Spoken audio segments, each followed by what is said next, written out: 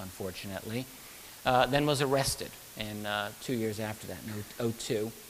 And to this day, he's in danger of extradition. His fate is not resolved.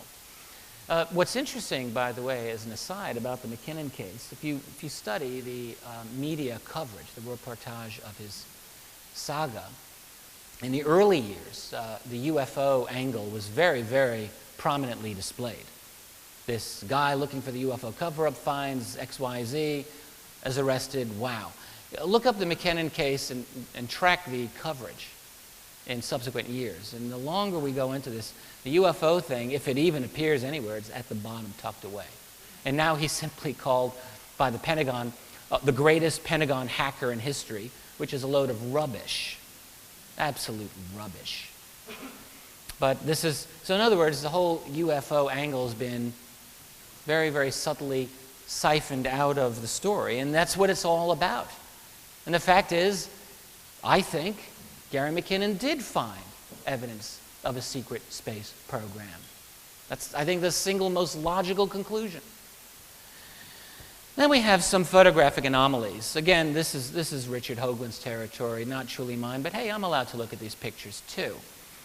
And also, I mean, I would just say I try to, I don't want to just blah, blah you to death here. I've tried to read what people and analysts have to say about it. I'm not a physicist at all. I'm not a true photographic analyst. I know how to look at some pictures a little bit, but that doesn't make me an expert. But this is a very famous photograph. It's called the Shard, and in the background the tower. In fact, Richard's talked about this on Coast, I think, a number of times.